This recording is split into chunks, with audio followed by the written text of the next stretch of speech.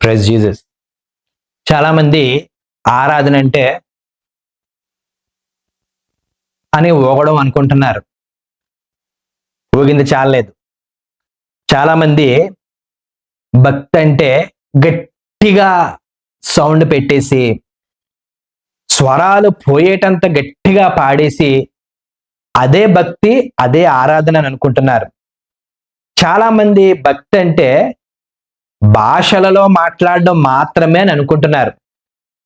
చాలా మంది భక్తి అంటే ఆ పలానా ఆయన పాటలు వినడం అని అనుకుంటున్నారు. చాలా మంది భక్తి అంటే ఆ 40 రోజుల ఉపవాస ప్రార్థన, ఆ లెంటి దినాలు మాత్రమే అని అనుకుంటున్నారు. మీరు తప్పండి. బైబిల్ గ్రంథంలో భక్తి అంటే బల్ల కార్యక్రమం తీసుకోవడమని, బైబిల్ గ్రంథంలో బల్ల కార్యక్రమంలో పాలు పంచుకుంటే ఆశీర్వాదం వస్తుందని, అలాగే చర్చికి వెళ్తే దీవెనని, ఇంట్లో ప్రార్థన పెట్టుకుంటే గొప్ప కార్యాలు జరిగిపోతాయని, స్థానిక సంఘ కాపరిని కాకుండా హైదరాబాద్ 10,000 పంపిస్తే ఆశీర్వాదమని, మరి పార్ట్నర్స్ మీట్లో ఎవరైతే డబ్బులు కడతారో వారికే ఎంట్రీ ఉంటుంది, వారికే ఆశీర్వాదమని, అలాగే ప్రతిరోజు కేర్సెల్కి వెళ్ళి ప్రార్థన చేసేస్తే అద్భుతాలు జరిగిపోతాయని మనము అనుకుంటున్నామేమో అని నాకు డౌట్గా ఉన్నది. మీకా గ్రంథాన్ని ఒకసారి చూద్దాము. దేవుడు మన నుండి ఏమి కోరుకుంటున్నాడు? మీకా గ్రంథము 6వ అధ్యాయము 8వ వచనం దయచేసి అందరూ చూడాలి. మనుష్యుడా, ఏది ఉత్తమమో అది నీకు తెలియచేయబడి ఉన్నది. న్యాయముగా నడుచుకొనుటయు, స్టార్టింగే న్యాయం అంశం వచ్చేసింది. కనికరమును ప్రేమించుటయు, దేన మనస్సు కలిగి నీ దేవుని ఎదుట ప్రవర్తించుటయు, ఇంతే గదా యెహోవా నిన్ను అడుగుచున్నాడు. యెహోవా నిన్ను ఏమడుగుచున్నాడు? ఆరాధన. యెహోవా ఏమడుగుచున్నాడు? కానుక. యెహోవా ఏమడుగుతున్నాడు? మీటింగ్లు ఏర్పాటు చేయాలనా? కాదండి. యెహోవా మొట్టమొదటిగా ఒక వ్యక్తి నుండి ఏం కోరుకుంటున్నాడంటే న్యాయముగా నడుచుకోవాలి, జస్టిస్ ఉండాలి. ఏ సంఘంలో కూడా ఈ మాటను నేను ఈ రోజు వరకు వినలేదు. సిఎస్ఐ సంఘాల్లో విన్నాను. చేతులెత్తి సిఎస్ఐ సంఘాలకి నమస్కారం చేయాలనిపిస్తుంది. ఏ బాప్టిస్ట్ చర్చిలో, ఏ లోథరన్ చర్చిలో, ఏ పెంతెకోస్త్ చర్చిలో, ఏ ఏజీ చర్చిలో, ఏ ఫ్రీ చర్చెస్లో ఈ మాట నేనైతే వినలేదు. ఉన్నాయేమోనండి, క్షమించండి, ఉన్నాయేమో. ఎప్పుడు కూడా ఇలాగ ఊగి ప్రార్థనని, టింగ్ టింగ్ టింగ్ టింగ్ టింగ్ టింగ్ అని కొట్టుకొని గిటారు అదే ఆరాధనని, గట్టిగా పాడేసి అదే ఆరాధనని అనుకుంటున్నారు. అది ఆరాధన కాదు అని అనట్లేదు, కానీ first and primary focus what God is expecting from us అంటే న్యాయముగా నడుచుకోవాలనే విషయాన్ని నేను జ్ఞాపకం చేస్తున్నాను. సామాజిక న్యాయము. పొలిటికల్ పార్టీ కాదండి, నేను పొలిటికల్ పార్టీస్కి కార్యకర్తను కాదు. సామాజిక న్యాయము బైబిల్లో ఉన్నది. ఆ అంశాల్ని మనం ఎప్పుడూ ధ్యానము చేయకుండా మన ఇష్టం వచ్చింది మనం అనుసుకొని అదే ఆరాధన అనుకుంటున్నాం, అదే దేవుడికి ఇష్టమైనదని అనుకుంటున్నాం. అది దేవుడికి ఇష్టమైనది కాదు. ఇష్టమైనప్పటికీ దానికన్నా ముందు ప్రయారిటీ హైరార్కీలో న్యాయము జస్టిస్ గురించి మరి మనము ఆలోచించాలి. బైబిల్ గ్రంథంలో అది ఉన్నది అనే విషయాన్ని నేను జ్ఞాపకం చేస్తున్నాను. ఇలా ఊగిపోతే అది ఆరాధన కాదు, గట్టిగా పాడేస్తే అది ఆరాధన కాదు.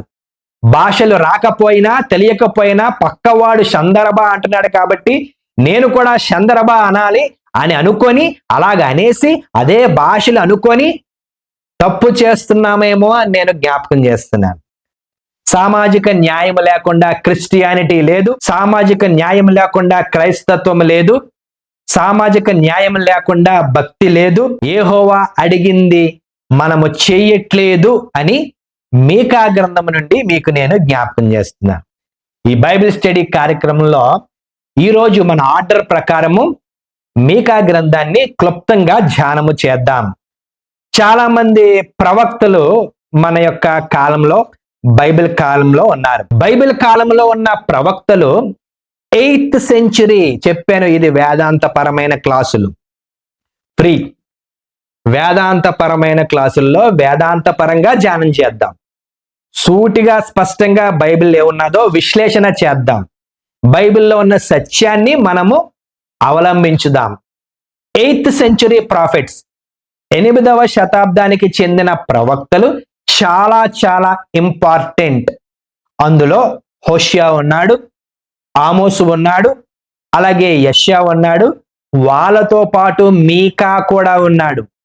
ఎందుకు ఈ నలుగురు ఇంపార్టెంట్ అంటే వాళ్ళు మాత్రమే సోషల్ ఇంజస్టిస్, సామాజిక అన్యాయం గురించి మాట్లాడారు.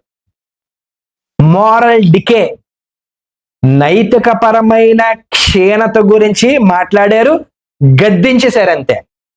వాళ్ళ నలుగురు మాత్రమే అవినీతి, సంఘములో దేవుని పేరట దేవుని ప్రజలలో ఉన్న అవినీతిని గురించి మాట్లాడడం జరిగింది. ఈరోజు చాలా చర్చలు చూడండి, అవి చర్చిలా, ఏటీఎం, ఎనీ టైం మనీయా మనకు అర్థం కాదు. రాబందుల్లాగా కొంతమంది ఆ చర్చిల్ని పీక్కు తింటున్నారు, ఇంకొంతమంది బ్యాట్స్ గబ్బిలల్లాగా వేలాడుకొని ఉంటున్నారు. అక్కడ బయట బతకడం చేత కాదు, సంఘాల మీద పడిపోయారు. అంటే ఎందుకు ఈ విషయం జ్ఞాపకం చేస్తున్నానంటే దేవుని నామం పేరట దోచేస్తున్న వారి గురించి మీకా గ్రంథం మాట్లాడింది.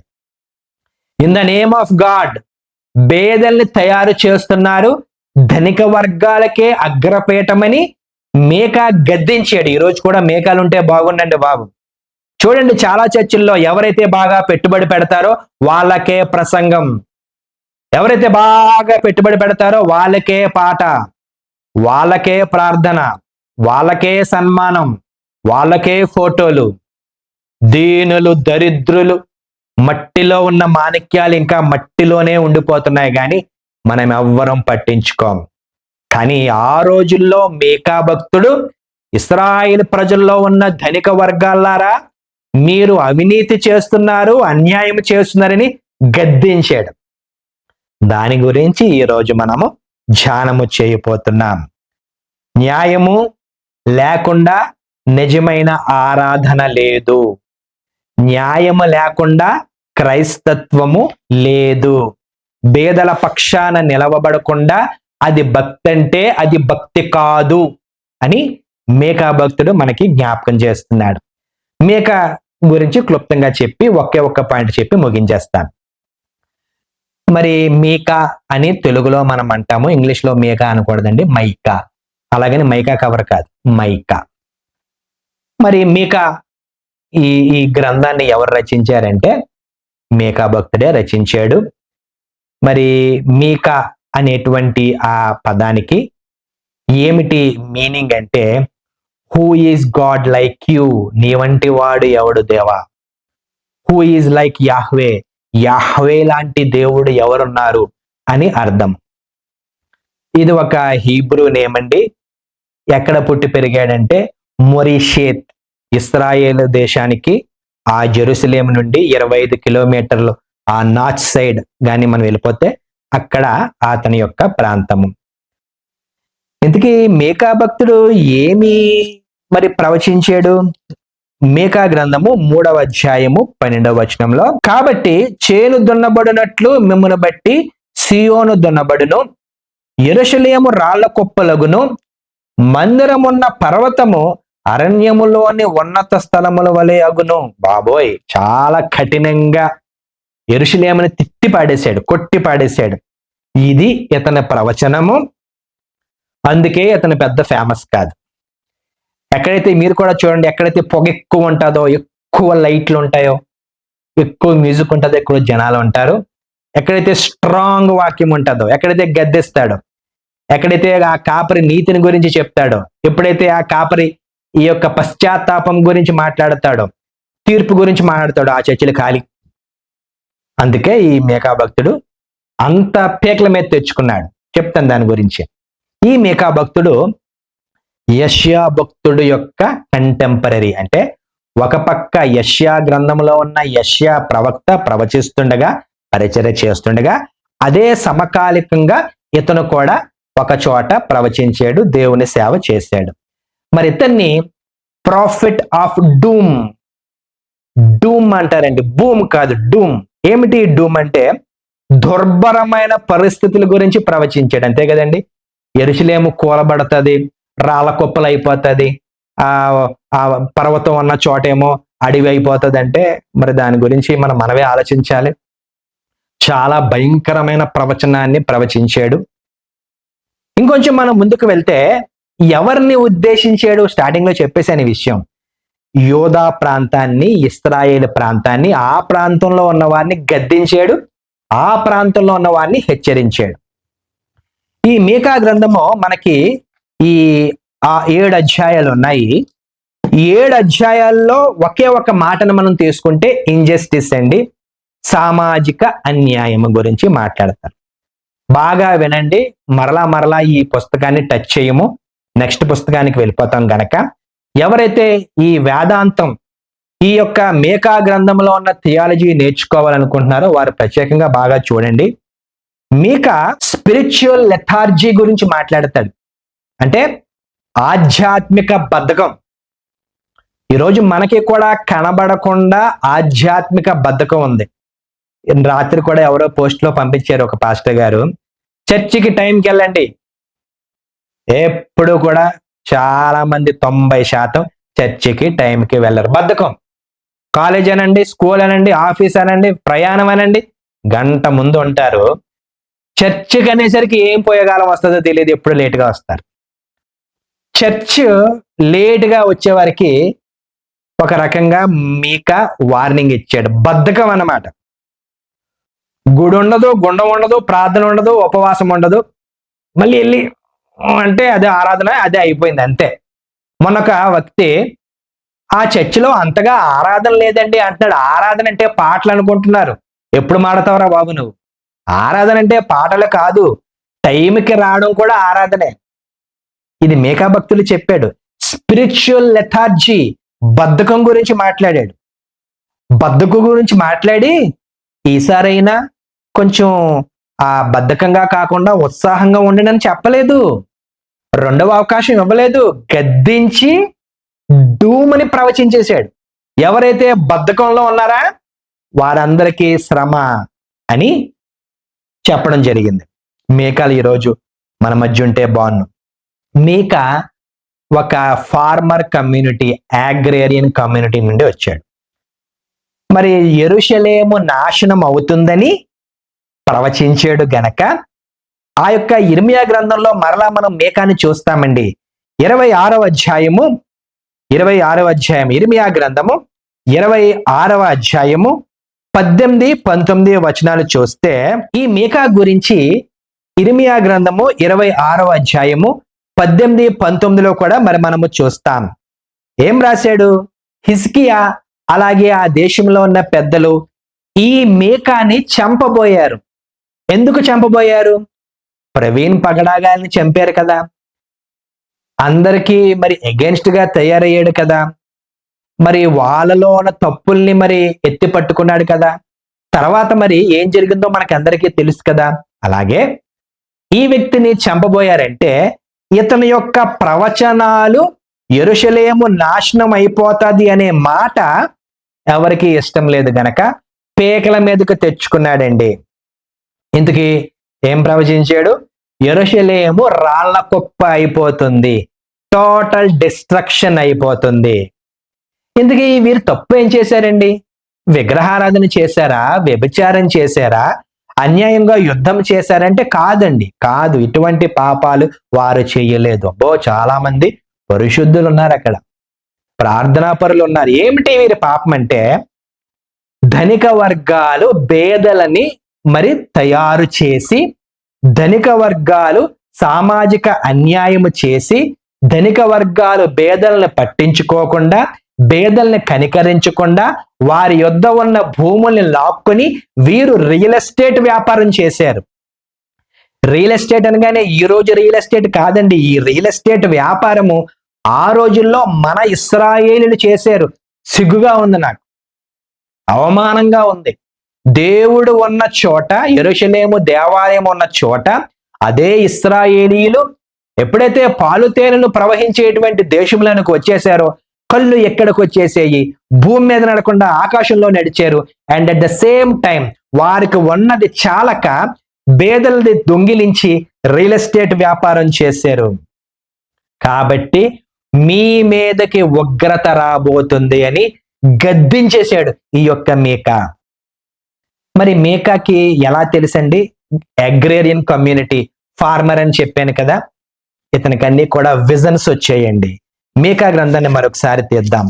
మీకా గ్రంథము 3వ అధ్యాయం 8వ వచనంలో అందరూ చూడండి. నేనైతే యాకోబు సంతతి వారికి తమ దోషమును, ఇశ్రాయేలీలకు తమ పాపమును కనపరుచుటకై యెహోవా ఆత్మావేశము చేత బలముతోనూ తీర్పు తీర్చు శక్తితోనూ ధైర్యముతోనూ నింపబడిన వాడనే ఉన్నాను. దొంగ ప్రవక్త కాదు. ఈ మధ్యకాలంలో మరి బెంగళూరులో అనుకుంటాను, చెన్నైలో అనుకుంటాను, నేను ప్రార్థన చేశాను, ఈ వారంలో నాకు 5 మెసేజ్లు వచ్చాయి, 5 కార్లు కొన్నారు, మీకు కారు కావాలా, మీరు నాకు మెసేజ్ పంపించండి అని అన్నాడు ఒక దొంగ ప్రవక్త. ఏ ప్రవక్త అయినా సరే దేవుని యొక్క నోటి నుండి వచ్చి దేవుని యొక్క గుండె చప్పుడని అర్థం చేసుకుని ఆ గుండె చప్పుడిని ప్రజలకు వినిపిస్తాడో ఆ వ్యక్తి నిజమైన ప్రవక్త. మీకాలాటోడు తప్పు చేస్తే ఓకే పర్వాలేదులే అని అనలేదు. ఇష్టం వచ్చినట్టు పిల్లల్ని కనేస్తే పర్వాలేదులే దేవుడు క్షమించేస్తాడులే అని అనలేదు. బేదల్ని తొక్కేస్తే పర్లేదులే, బేదలే కదా, ధనిక వర్గాలు ఉన్నాయి కదా మనకి అని అనలేదు. యేసుక్రీస్తు ప్రభు వారు 99 గొర్రెల్ని పక్కన పెట్టి ఒక గొర్రె గురించి పరిగెట్టడని 1,00,000 ప్రసంగాలు విన్నాము, చేశాము కదా.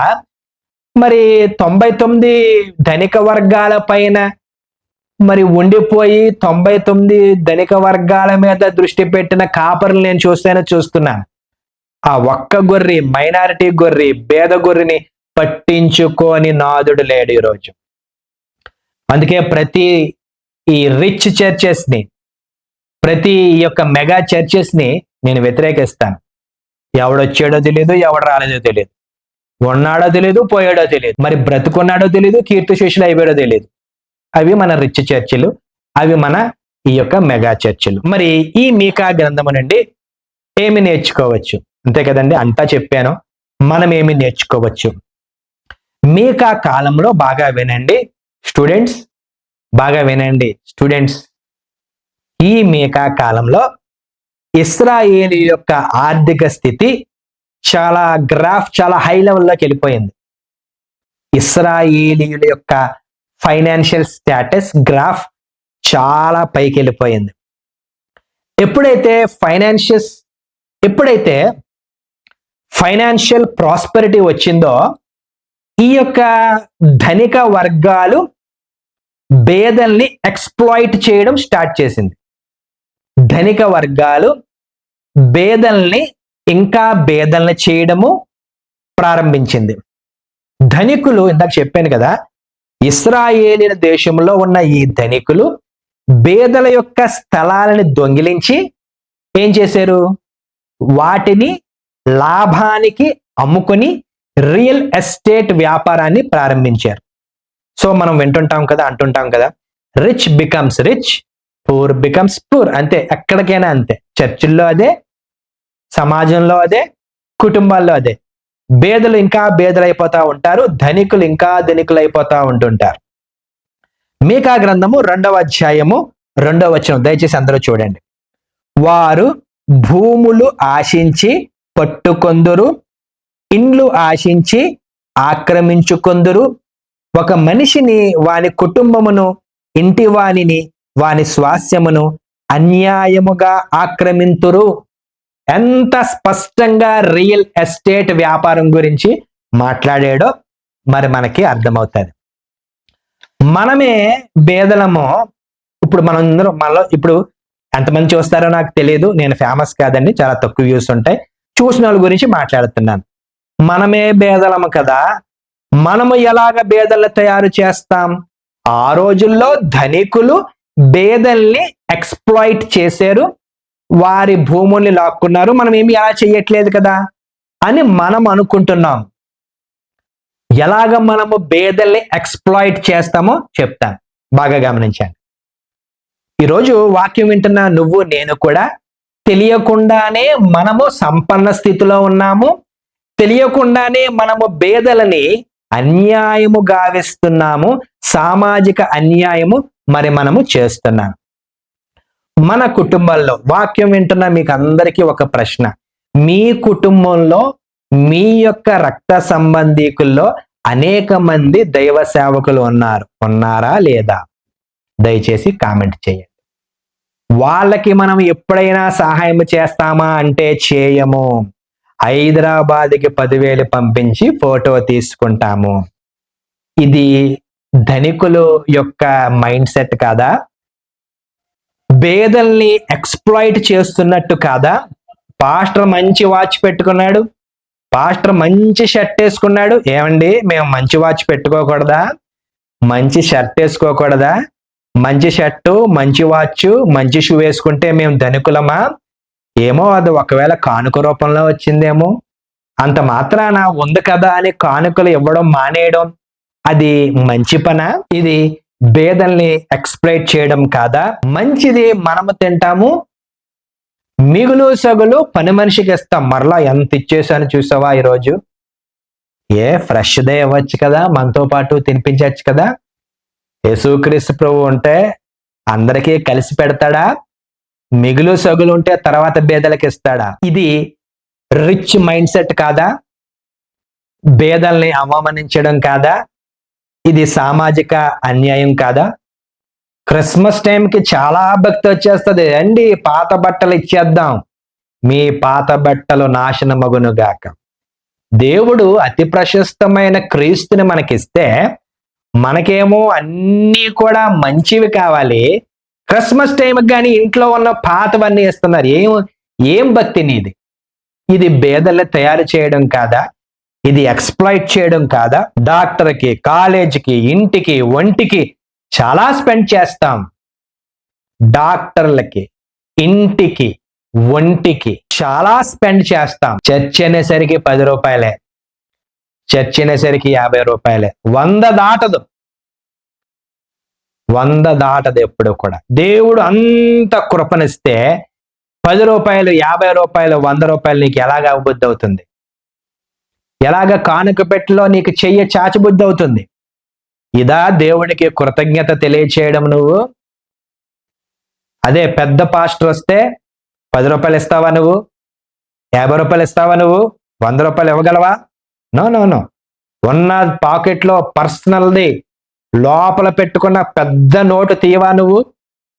ఇలాగా రకరకాలుగా ఎక్కడ చూసినా మనకి తెలియకుండానే రిచ్ మైండ్ సెట్ ఉంది. అలాగే పూర్ని తయారు చేసే సామాజిక అన్యాయం కూడా ఉన్నది. పదే చెప్తాంటాను కదండి.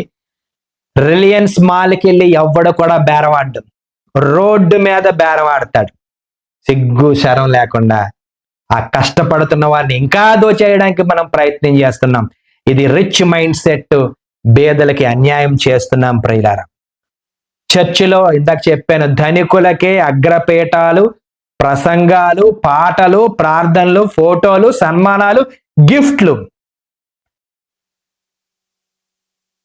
భోజనం వారికే, బట్టలు వారికే, అంతా వారికే. గాని పేదలు నలిగిపోతున్నారు.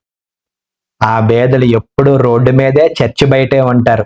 చర్చి బయట ఎవరైనా ఆ పేదలు ఉంటే, ఏ చర్చ్ అయితే ఆ రోడ్డు మీద ఉన్న పేదల్ని సంఘములోనికి ఆహ్వానించదో ఆ సంఘములకు శ్రమ. యేసుక్రీస్తు ప్రభు మన చర్చికి వచ్చాడు, బయట పేదల్ని చూశాడు, లోపలికి వెళ్ళి ప్రసంగం చేస్తాడా? సూటు బూటు వేసుకొని కానుకలు తీసుకొని మళ్ళా అదే వెనకాలకి వెళ్ళిపోతాడా? ఆ పేదల్ని లోపలికి తీసుకొని రాడా అండి? ఇది రిచ్ మైండ్ సెట్ కాదా? పేదల్ని తయారు చేయడం కాదా? సామాజిక అన్యాయం కాదా? చూద్దాం ఒకసారి ఈ యొక్క సామెతల గ్రంథము 19వ అధ్యాయం 17వ వచనానికి ఒకసారి గమనిస్తే, పేదలను కనికరించువాడు యెహోవాకు అప్పిచ్చువాడు, వాని ఉపకారమునకు ఆయన ప్రత్యుపకారము చేయును. దేవుడికి అప్పిస్తాం. ఇప్పుడు నేను మీకు అప్పిస్తే, మీరు నాకు అప్పిస్తే ఒకరినొకరు ఎంత ప్రేమించేసుకుంటాం కదా, కౌగిలించేసుకొని, ముద్దులు పెట్టేసుకొని, భోజనానికి పిలిచేసుకొని, బట్టలు ఇచ్చేసుకొని, ఎందుకంటే అప్పిచ్చాం కదా. అదే దేవుడికి ఇస్తే దేవుడు మనల్ని ఎంత బాగా చూస్తాడో కదా. సామాజిక అన్యాయం ఉంటే గద్దిస్తున్నాడు ఈ యొక్క మీకా భక్తుడు. అన్యాయం చేసే ప్రతి కుటుంబము, అన్యాయం చేసే ప్రతి సంఘము, అన్యాయం చేసే ప్రతి వ్యక్తి కుప్ప అవ్వబోతున్నారు. కుప్ప రాళ్ళ కుప్ప అవుతున్నారు. ఇది ఒక హెచ్చరిక. రెండవ పాయింట్ చూస్తే, మరలా ధనిక వర్గాలకి ఒక వార్నింగ్ ఇస్తున్నాడు. ఈ రోజుల్లో కూడా చూడండి, కష్టపడకుండా ఫస్ట్ కి డబ్బులు పడుతున్నాయి కొంతమందికి. వారం అంతా పని చేయడు, పని చెయ్యద్దు. ఫస్ట్ కి ఏదో సంవత్సరం నెలంతా కష్టపడినట్టు ఆ గవర్నమెంట్ వాళ్ళు డబ్బులు పడినట్టు కొంతమంది డబ్బులు పడిపోతున్నాయి. వారికి శ్రమ రాబోతుంది. డబ్బే ఒక జీవితంలాగా జీవిస్తున్న వారికి శ్రమ రాబోతుంది. సంఘాలని, ఆఫీసుల్ని, హాస్పిటల్స్ నండి, ప్రతి హాస్పిటల్ స్టాఫ్ ఇల్లు అందరు కాదులండి, కొంతమంది, ఒక అపోలో ఫార్మసీ అంట, నా మాట కాదు.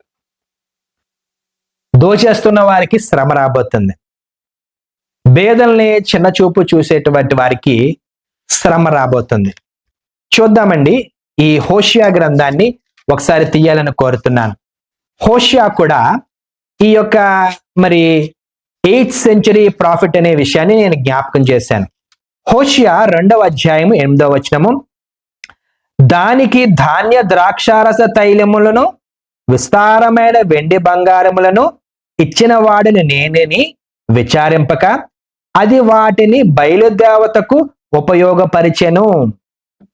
అంటే దేవుడు మనల్ని ఆశీర్వదిస్తే, దేవుడు మనకి వెహికల్ గాని, ఇల్లు గాని, టాలెంట్ గాని, ఆరోగ్యము గాని ఇస్తే, అది దేవుడికి తిరిగి మనం ఇవ్వకుండా ఆ ఆశీర్వాదం అంతా బయలుదేవతలకు ఇచ్చారట మనోళ్ళు. ఎప్పుడైతే డబ్బుల పిచ్చి పడతదో ఆటోమేటిక్ గా దేవుడికి దూరం అవుతాం. ఇది ఎక్కడున్న లాజిక్కే. ఎప్పుడైతే మనకి ఫిక్స్డ్ శాలరీ, ఫిక్స్డ్ ప్యాకేజ్ వస్తుందో భవిష్యత్తు మీద మనకి చింత ఉండదు. డబ్బులు ఉన్నాయి కదా, పర్లేదులే, నా కొడుకు కూతురు ఎలాగో ఒకలా ఉద్యోగం సంపాదించేసుకుంటారు, ఎలాగో ఒకలాగా మనకి ఆరోగ్యం ఉంటుంది, ఇన్సూరెన్స్ ఉంది, లైఫ్ ఇన్సూరెన్స్ ఉంది, ఆ ఇన్సూరెన్స్ ఉంది, ఇది ఉంది, అది ఉంది అని మనకి దేవుని ఎడల భయము ఉండదు, ఆయన మీద ఆధారపడడం ఉండదు, చర్చ్ ఉండదు, ప్రార్థన ఉండదు, ఉపవాసం ఉండదు. మీకా గ్రంథం ఒకసారి మరలా తీయాలని కోరుతున్నాను. 3వ అధ్యాయము 11వ వచనంలో ఒకసారి చదువుతున్నాను చూడండి. జనుల ప్రధానులు లంచము పుచ్చుకొని తీర్పు తీర్చుదురు, వారి యాజకులు కూలికి బోధింతురు, ప్రవక్తల ద్రవ్యము కొరకు సోదె చెప్పుదురు, అయినను వారు యెహోవాను ఆధారము చేసుకుని యెహోవా మన మధ్యనున్నాడు కదా, ఏ కీడునో మనకు రానేరదని అనుకొందురు. చాలా చర్చిలు డబ్బులిచ్చి పాస్టర్స్ ని పెట్టుకున్నాయి. అంటే ఈ రోజుల్లో తప్పదండి, పాస్టర్ గారు కూడా బ్రతకాలి కదా. కానీ ఎప్పుడైతే జీతం పెట్టుకొని ఒక కాపరిని పెట్టుకుంటామో, ఆ కాపరి ఆ గొర్రెలను సంపాదించలేదు గనక, జాన్ 10 సంపాదించలేదు గనక వారి మీద ఆ కన్సర్న్ ఉండదు. నీ పాస్టర్ గాని ఒకవేళ కూలికి బోధిస్తున్నాడా, ప్రవక్తలు ఒకవేళ ప్రాస్పెరిటీని మరి ప్రవచిస్తున్నారా, నువ్వు ఏం చేసినా నీకు క్షేమమే అని ఒకవేళ దొంగ ప్రవచనాలు ప్రవచిస్తున్నారా, నిన్ను ఎవరు కూడా పశ్చాత్తాపము గురించి నిన్ను హెచ్చరించట్లేదా? అయితే మీకు ఒక హెచ్చరిక, మీ కుటుంబానికి ఒక హెచ్చరిక, మీ సంఘానికి ఒక హెచ్చరిక. దేవునికి విరోధముగా ఉండి మనం ఏమీ చేయలేమండి. ధనము హెచ్చినను దాని మీద దృష్టి పెట్టకూడదని సామెతల గ్రంథంలో అనేక సార్లు మనం నేర్చుకున్నాం. నీ సంఘం ఒకవేళ తీర్పు గురించి చెప్పకపోతే, తీర్పు దినము గురించి చెప్పకపోతే, నీ సంఘం ఒకవేళ పాప క్షమాపణ గురించి ఫోకస్ చేయకపోతే ఆ సంఘము ఎత్తబడదు, ఆ సంఘమునకు శ్రమ అనే విషయాన్ని జ్ఞాపకం చేస్తున్నాను. మీక హల్లెలూయా షందరబా అని ఒగలేదండి. అలా చేతులు ఎత్తండి, కాళ్ళున్న వాళ్ళు కాళ్ళు ఎత్తండి, కాళ్ళున్న వాళ్ళు కాళ్ళలు ఎత్తండి అని అనలేదు. అది మాత్రమే భక్తి కాదు గాని, మరలా చెబుతున్నాను, మీక 6వ అధ్యాయము 8వ వచనంలో, ఏది ఉత్తమమో అది నీకు తెలియచేయబడి ఉన్నది. నువ్వు అనుకుంటున్నావు ధనికంగా ఉండి నేను కరెక్టే అని అనుకుంటున్నావు, నీకు తెలియకుండానే పేదలకు అన్యాయం చేస్తున్నావు గనక దేవుడు నీ దగ్గర నుంచి ఏం కోరుకుంటున్నాడంటే న్యాయమును న్యాయముగా నడుచుకొనుట. నెక్స్ట్ నంబర్ 2 హైరార్కీలో కనికరము. నెక్స్ట్ 3 హైరార్కీలో ప్రేమ. 4 హైరార్కీలో దీన మనస్సు. ఇది లేకుండా దయచేసి ఊగొద్దు. అంటే ఊగండి మీ ఇష్టం, అది మాత్రమే భక్తి అని అనుకోవద్దు. భాషలు రాకపోయినా పరలోకపు విజిటేషన్, హోలీ స్పిరిట్ మేనిఫెస్టేషన్ లేకుండా షబాబాబా షందరబా అనద్దు. అది భాషలు కాదురా బాబు, నీకు అర్థం కావట్లేదు. చదువు, బైబిల్ చదువు ఒకసారి. అలాగే మీ చర్చిలో సామాజిక న్యాయం గురించి ఒకవేళ ఫోకస్ చేయకపోతే, పేదల గురించి టాపిక్ తీసుకురాకపోతే, ఆ ఏరియాని, ఇంపార్టెంట్ ఏరియాని మీరు మిస్ చేసుకుంటున్నారని, అది దేవుడికి ఇష్టమైనది కాదని మీకా గ్రంథం నుండి మీకు నేను తెలియచేస్తున్నాను. పేదల్ని టచ్ చేస్తే, పేదల్ని బాధపడితే వారి విమోచకుడు చాలా బలవంతుడండి. మనం అది భరించలేం. న్యాయముగా నడుచుకుందాం, కనికరాన్ని కలిగి ఉందాం, దీన మనస్సు కలిగి ఉందాం, దేవుడికి ఇష్టమైనది చేద్దాం.